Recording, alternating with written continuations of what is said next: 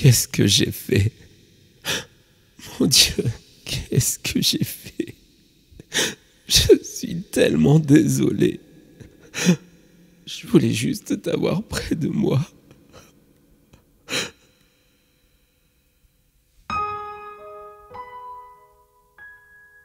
Bon, voilà.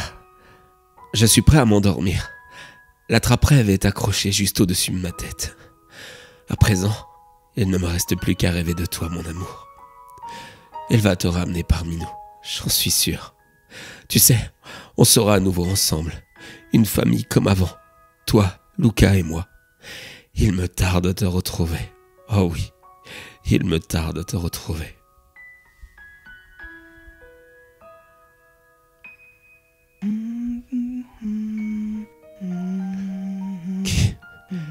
Qui est là?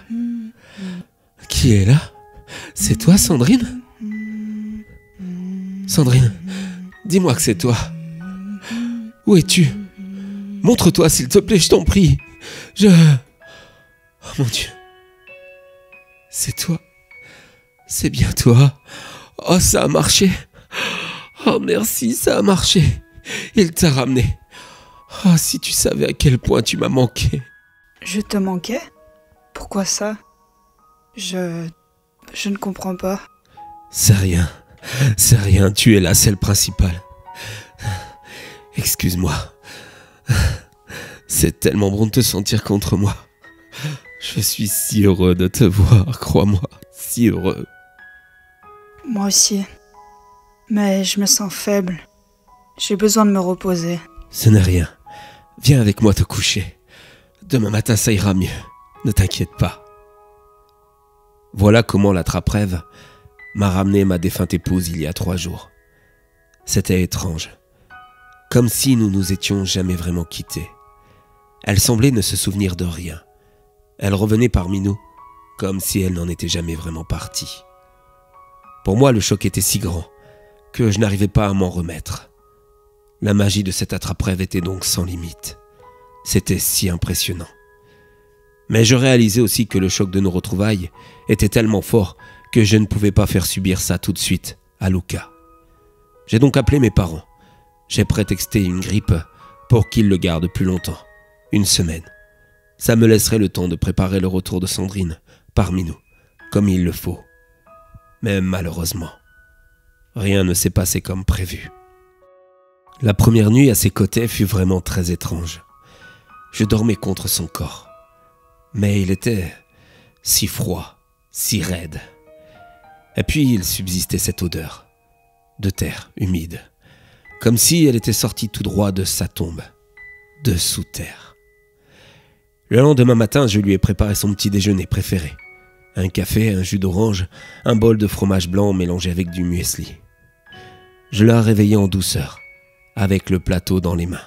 « Bonjour chérie, tu as bien dormi ?» Oui, j'ai dormi comme une tombe. C'est pour moi tout ça? C'est gentil. Que me vaut cet honneur? Rien, juste que je suis content de te voir ici avec moi. C'était une situation particulièrement délicate. J'essayais de ne pas trop en dire, de ne pas trop en faire. Je préférais attendre un peu pour enfin qu'elle comprenne que... Bref, je me suis contenté de sourire. Je me souviens l'avoir regardée. Elle a commencé à déjeuner. Mais il s'est passé quelque chose, disons, de particulier. Elle s'est mise à tousser, encore et encore, jusqu'à vomir sur le lit de la terre. Mais qu'est-ce qui m'arrive? Qu'est-ce que c'est que ça? J'ai tenté de la rassurer, mais je voyais bien dans ses yeux toute sa détresse et son incompréhension. Elle était terrifiée. Je lui ai alors proposé de prendre un bain, pour se détendre, mais aussi pour enlever cette odeur de sol humide, de boue. Je lui en ai donc fait couler un. Je lui ai souri et je lui ai dit « Repose-toi bien dans ce bain, ma chérie. Tu sais, je crois que tu en as vraiment besoin. Il faut que tu te remettes. » Mais me remettre de quoi? J'ai une fois de plus esquivé la question. C'est vrai, qu'aurais-je pu lui répondre? Te remettre de ta résurrection? Avant tu étais morte, mais je t'ai fait revivre à l'aide d'un attrape-rêve magique. Impossible pour moi de lui avouer pareille chose. La journée s'est passée d'une étrange manière. Sandrine est restée prostrée sur le canapé du salon. Elle avait constamment froid, alors je lui ai apporté des couvertures. À l'heure du repas, elle n'a pas voulu manger et semblait constamment fatiguée. Je ne la reconnaissais plus, elle qui de son vivant, enfin, je veux dire avant sa mort, était si pétillante. Elle n'était plus que l'ombre d'elle-même, ressemblant à une morte vivante. Et le soir, ça s'est empiré. Lors du repas, elle s'est mise à nouveau à vomir. Mais cette fois, c'était des vers de terre. C'était horrible. Je ne comprends pas ce qui arrive. J'ai peur et j'ai si froid. Je prenais conscience que j'avais commis une erreur en la faisant revenir. Mais la journée suivante me l'a confirmé définitivement. Sandrine semblait de plus en plus perdue dans notre monde, comme si elle n'y avait jamais vraiment vécu. J'étais pourtant au petit soin pour elle, et mon attention arrivait parfois presque à lui arracher un sourire. Elle me dit alors : « Merci de prendre soin de moi, mais si tu sais quelque chose, s'il te plaît, dis-le-moi. » Plusieurs fois, je l'avais sur le bout des lèvres. Cette réponse, qui certes l'aurait certainement choqué, mais qui aurait aussi pu l'aider à comprendre. Mais je vous avoue, je n'y suis jamais parvenu. C'était trop dur. Et du coup, elle l'a compris, un peu plus tard, en fouillant un meuble de la salle à manger.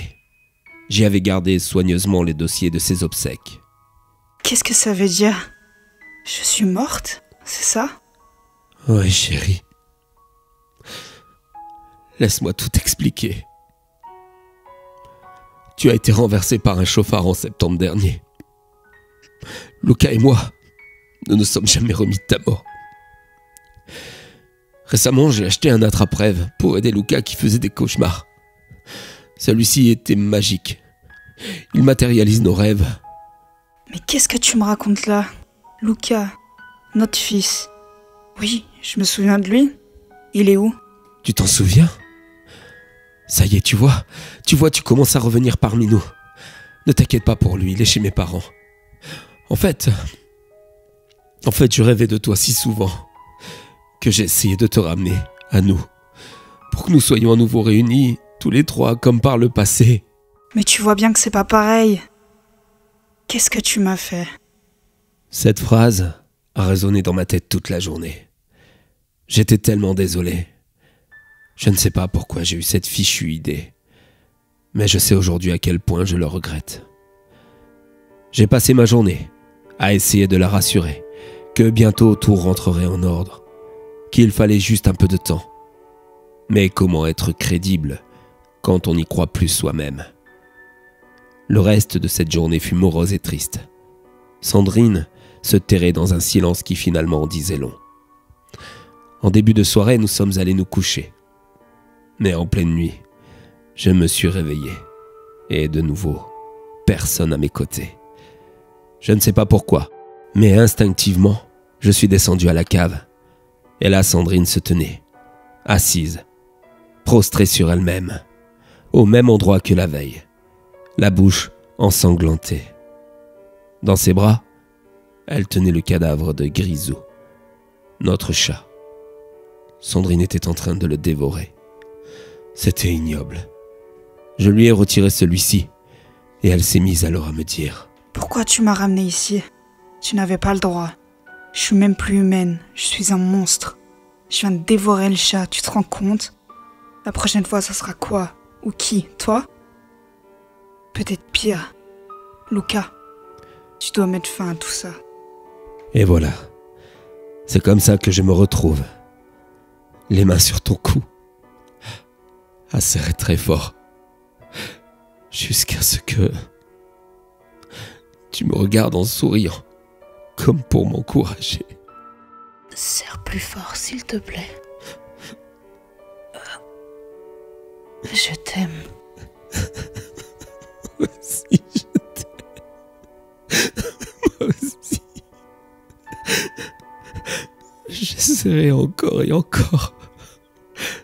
Ton corps s'est mis à disparaître, comme le monstre de Luca. J'ai réparé mon erreur. Pardonne-moi. Pardonne-moi.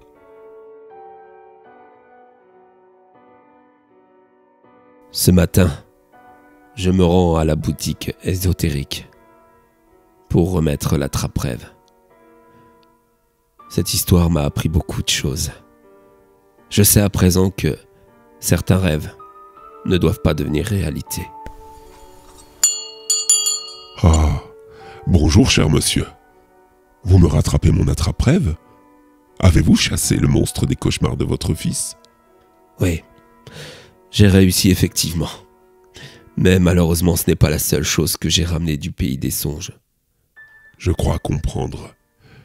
J'aurais peut-être dû vous mettre en garde contre certains risques.